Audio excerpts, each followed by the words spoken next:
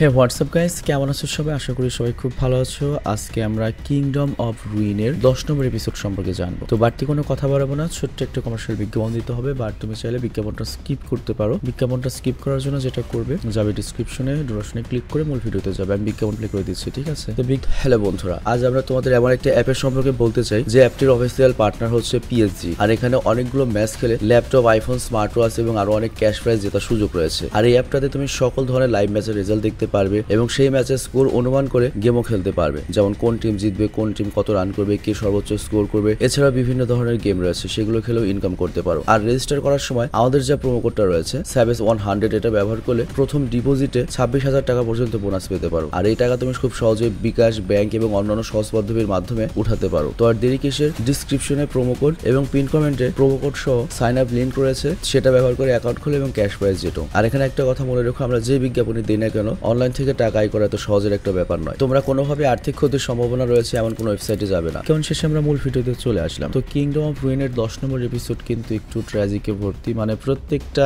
Episode, মানে কি বলবো, প্রথম 5টা এপিসোড যেমন আমাদেরকে টর্চার করেছে, সেই টাইপ একটা টর্চারিং আর কি এপিসোডটা হবে। মানে মাঝখানের এপিসোডগুলো তো আনন্দ দিল, বাট এই এপিসোডটা একটু অন্যরকম হবে, ফিনিশিং একেবারে কি বলবো। তো যাই হোক, শুরু করি। তো যাই হোক, এই এপিসোড যখন শুরু হয় আমাদেরকে দেখানো হয় সিরোসাগি আর হচ্ছে অ্যাডোনিসের মধ্যে অবশেষে ফাইনালি এনকাউন্টার হচ্ছে, মানে মারামারি। আর এরপর দৃশ্যের পরিবর্তন হয়, আমাদেরকে ন্যাশনাল সিকিউরিটি ইন্টেলিজেন্স দেখানো হয়। আর ওখানে একজন মহিলা ছিল, আর সে বলে অবশেষে অ্যাডোনিস, তোমাকে আমরা পেয়ে গিয়েছি। তো এই এনকাউন্টারের প্রসেসটা কিন্তু সরাসরি সম্প্রচার করা হচ্ছিল, লাইভ টেলিকাস্ট করা হচ্ছিল। তো তখন ওই মহিলা বলে, মানব জাতিকে তুমি অনেক আন্ডার এস্টিমেট করে ফেলেছো, এমনকি আমাদের এই গোয়েন্দাদেরও। আর আমরা জানতে পারি ওই মেয়েটা আসলে চিফ ইনভেস্টিগেশন অফিসার, আর তার নাম হচ্ছে চার্মি। তো তখন সে কমিউনিকেশন করে বলে, ডিরেক্টর সিরোসাগি, কাজটা তাড়াতাড়ি শেষ করে দিই। আর তখন আমাদের দেখানো হয় এই পুরো কমিউনিকেশনটা বা এই কথাটা হচ্ছে ড্রোনের মাধ্যমে, এবং ড্রোনের মাধ্যমে তারা এগুলো লাইভ ব্রডকাস্ট করছে আর কি। তো সিরোসাগি তখন বলে, তোমরা তো শুনতেই পেয়েছো আমি কি আদেশ পেয়েছি, তো এখন আমি শুরু করি। তো অ্যাডোনিস তখন অনেক ভয় পেয়ে যায় এবং বলে, আমি জানতাম না এরা এত তাড়াতাড়ি আমাদেরকে খুঁজে বের করবে। তো অ্যাডোনিস তখন সিরোসাগির হাতে থাকা দুটো কাটা মাথার ব্যাপারে জিজ্ঞাসা করে। আর তখন সিরোসাগি বলে, চিন্তা করো না, এরা তোমাদের মতোই একজন, জাস্ট ওদের সাথে একটু আগে দেখা হয়েছে। আর তুমি কি দেখতে পাচ্ছ আমি ওদের কি অবস্থা করেছি? একটু পরে তোমাদের মাথাও আমার হাতে থাকবে। আর তখন আমাদের ওই দৃশ্য দেখানো হয় যখন সিরোসাগি ওই দুজনকে খুব সহজে মেরে ফেলেছে। আর এখানে এই কাটা দুটো মাথার সাথে এমন ভাবে খেলা করছিল, দেখে মনে হচ্ছিল এই দুটো বল। তো যাই হোক, সিরোসাগি বলে, ওরা আমার রাস্তায় এসেছিল, যার জন্য ওদেরকে আমি মেরে ফেলেছি। আর তখন ডোরোকা চিৎকার করে, বলে, তুমি এগুলো করতে পারো না। সিরোসাগি বলে, তুমি আবার কি? আর তারপর সে ডোরোকার মুখ শক্ত করে ধরে, আর এতে ডোরোকা খুব আনকমফোর্টেবল বোধ করে। আর তখনই সিরোসাগির একটা অন্যরকম অনুভূতি হয় এবং বলে, তুমি কি? আর তখনই ডোরোকাকে অ্যাডোনিস পেছনে টেনে নেয়। তো যাই হোক, এখানে সিরোসাগি বলে যে তুমি দেখতে একদম আমাদের রানীর মতো। তো যাই হোক, তখনই অ্যাডোনিস করে তার ম্যাজিক কাস্ট করতে যায়, কিন্তু ওই মুহূর্তেই সিরোসাগি অ্যাডোনিসের পেটে অনেক জোরে একটা ঘুষি মারে এবং এই ঘুষি এত শক্তিশালী ছিল যে অ্যাডোনিস অনেক দূরে গিয়ে পড়ে। তো সিরোসাগি বলে, তোমার ম্যাজিক্যাল পাওয়ার অনেক স্লো।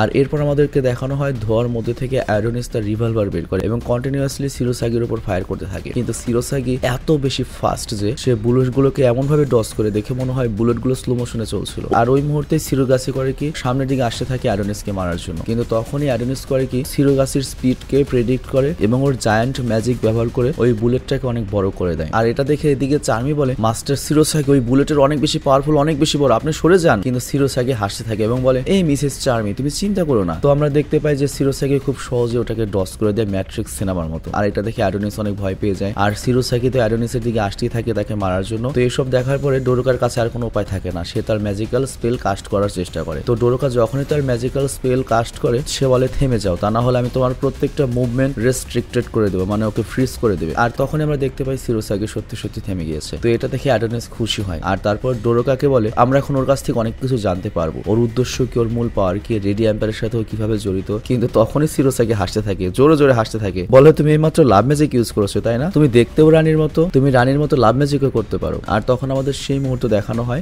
যখন রানী লাভ ম্যাজিক কাস্ট করে সবার সামনে রাজাকে মেরে ফেলেছিল। এরপর দৃশ্য আবার বর্তমানে আসে। অ্যাডোনিস পুরো আশ্চর্য হয়ে যায়, বলে, এই রানী কুইনটা আবার কি? Ready এম্পায়ারের queen. আর ডোরোকা অনেক ভয় পেয়ে যায় যে ওর ম্যাজিক্যাল স্পেল কেন কাজ করছে ওর উপরে। আর তখন দেখা যায় সিরোসাগি তার শার্ট ছিঁড়ে ফেলে এবং ওর বুকের মধ্যে অলরেডি লাভ ম্যাজিকের স্পেল আঁকা ছিল। তো এটা দেখে আমরা বুঝতে পারি সিরোসাগি অলরেডি রানীর লাভ ম্যাজিকের আন্ডারে রয়েছে, যার জন্য ডোরোকা লাভ ম্যাজিক এখানে কাজ করেনি। তো যাই হোক, এরপর সিরোসাগি করে কি তোমার উপর হয় এবং ওর পিঠে আমরা ভয়ঙ্কর গর্ত দেখতে পাই এবং ওখান দিয়ে অনেক অনেক হাত বের হতে থাকে এবং এটাকে বলা হয় হামিং বার্ড স্পেল। মানে এটা এক ধরনের টেকনোলজি না জাদু, এখানে ক্লিয়ার করা হয়নি, তবে দেখে মনে হচ্ছে টেকনোলজি হবে আর কি। আর সিরোসাগিকে আমরা দেখে আমার কাছে মানুষ মনে হচ্ছে না, কিংবা মানুষ হলেও হাফ মানুষ হাফ অন্যরকম একটা কিছু মেশিনারি এরকম কিছু হতে পারে। তবে দৃশ্যটা দেখতে খুব কেমন যেন উইয়ার্ড লাগছে। তো যাই হোক, অ্যাডোনিস তখন মনে মনে ভাবতে থাকে ডোরকা লাভ ম্যাজিক ওর উপর কাজ করছে না। আর তখন ওর ওই রাজার কথা বলা মনে পড়ে। যখন রাজা ক্লোইকে মারছিল তখন সে বলে যখন কোনো উইচের ম্যাজিক কাজ করে না তখন সে জাস্ট একটা সাধারণ মহিলা। তো যাই হোক, ডোরকা কিছু করতে পারছিল না, কিন্তু তারপরও সে অ্যাডোনিসকে হেল্প করতে যাচ্ছিল আর এই জন্য একটা পাথর তোলার চেষ্টা করে এবং বলে যাই কিছু হয়ে যাক না কেন অ্যাডোনিস, আমি তোমার পাশে থাকবো, তোমার পাশে থেকে লড়াই করবো। তো এটা দেখার পরে অ্যাডোনিস অনেক ভালো অনুভব করে। আর তখনই অ্যাডোনিস করে কি নতুন আরেকটা ম্যাজিক্যাল স্পেন কাস্ট করে, যার ফলে ডোরকার হাতে একটা ম্যাজিক্যাল কাটানা চলে আসে আর অ্যাডোনিসের শ্বাস হইলে আর্মর দিয়ে ঢেকে যায়। মানে বুঝলাম না অ্যাডোনিস, তুই নিজের শরীরকে রক্ষা করার জন্য আর্মর দিলি আর ডোরকা একটা মাইয়া মানুষ ওর শরীরটা অমনে রাখলি,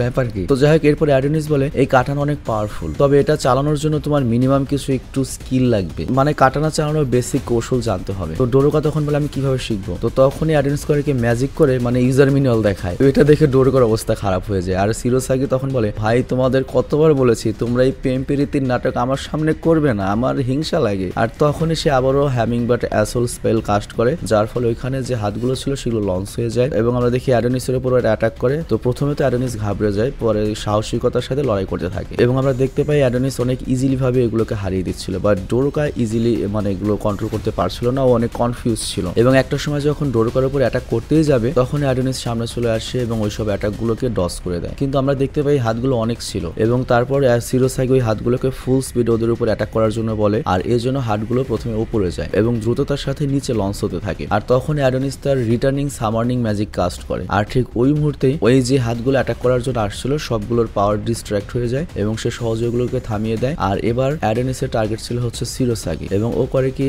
ওর ম্যাজিক্যাল রেঞ্জ পুরোপুরি ক্লোজ অন করতে থাকে এবং একটা ক্যানন বলে পরিণত করে, যেটা মনে করে একটা জ্বলন্ত বলের মতো দেখাচ্ছিল। আর তখন ওই বলটা সিরোসাকির দিকে আসতে থাকে আর এই দৃশ্য দেখে চার্মি দিক থেকে বলতে থাকে মাস্টার সিরোসামি আপনি এখান থেকে প্লিজ সরে যান, এটা খুবই ভয়ঙ্কর। কিন্তু এটা শোনার পরে সিরোসাকি হাসতে থাকে এবং বলে চিন্তা করো না চার্মি। তো সিরোসাকির সাহস দেখে বুঝতে পারছো যে সিরোসাকি কত ভয়ঙ্কর একটা এনিমি আর কি, বা শয়তান বা ভিলেন।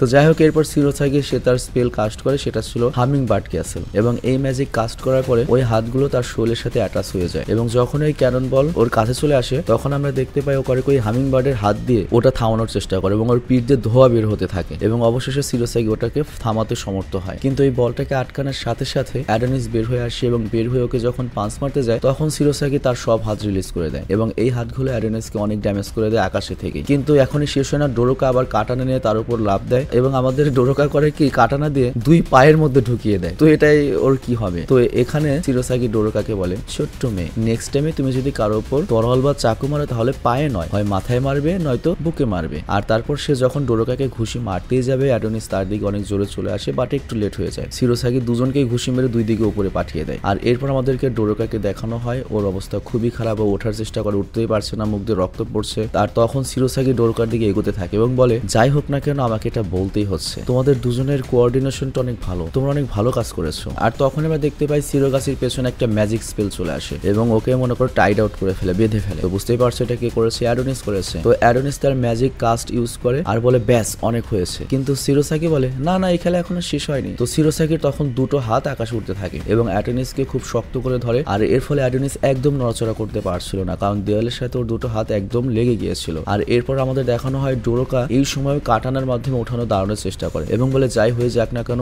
আমি অ্যাডোনিসকে মরতে দিতে পারি না। তো অ্যাডোনিস তখন তার হাত ছোটানোর অনেক চেষ্টা করে, কিন্তু তখনই লক্ষ্য করে সিরোসাকির হাতে সে ডোরকার চুল ধরে ওকে শূন্যে নিয়ে যায়। আর তখন দেখানো হয় আরো অনেকগুলো হাত আসতে থাকে এবং অ্যাডোনিসকে মাটিতে একেবারে শুইয়ে ফেলে। আর এরপর সিরোসাকি নিজেকে রিলিজ করে নেয় এবং ফ্রি হওয়ার পরে ওর দুটো আঙ্গুল নিজের চোখের দিকে ইশারা করে আর তখনই দুটো হাত উড়ে যায় ডোরকার দিকে এবং ডোরকার মাথা শক্ত করে ধরে ফেলে। আর অ্যাডোনিস বুঝতে পারে এবার কি হতে চলেছে আর অ্যাডোনিস চিৎকার করতে থাকে। আর তখন আমরা ডোরকার চোখে পানি দেখতে পাই। ডোরকা বলে অ্যাডোনিস ধন্যবাদ আমার সাথে চলার জন্য। আর তখন আমাদের ওই মুহূর্তগুলোকে দেখানো হয় যখন ডোরকার অ্যাডোনিস একসাথে ছিল, ওদের ভালো মুহূর্ত, খারাপ মুহূর্ত, ঝগড়ার মুহূর্ত। তো ডোরকা তখন বলে আমার শেষ ইচ্ছে ছিল আমরা দুজনে আরো এরকম অনেক দৃশ্য দেখবো, কিন্তু সিরোসাকি তখন বলে আনফরচুনেটলি এটা হতে পারবে না লিটল ডোরকা। তো অ্যাডোনিস তো ছোটার চেষ্টা করছিল কিন্তু কিছুই করতে পারছিল না। আর ওই মুহূর্তে সিরোসাকির দুইটা হাত ডোরকার দুই চোখ অন্ধ করে দেয় আর এখানে এপিসোডটা শেষ হয়ে যায়। তো অ্যাকচুয়ালি এখানে ডোরকার চোখ খালি অন্ধ করা হয় নাকি ডোরকাকে মেরে ফেলা হয় এটা আমাদের স্পষ্ট করা হয়নি, তবে যতদূর বুঝতে পারলাম ডোরকাকে এখানে আবারও মেরে ফেলা হয়। তো যাই হোক, ডোরকা কিন্তু খুবই অ্যাডোরেবল একটা ক্যারেক্টার ছিল, খুবই লাভিং একটা ক্যারেক্টার ছিল, ক্যারেক্টার ডেভেলপমেন্ট অনেক ভালো হয়েছিল ডোরকার। প্রথমে মনে হয়েছিল যে ক্লোই হয়তো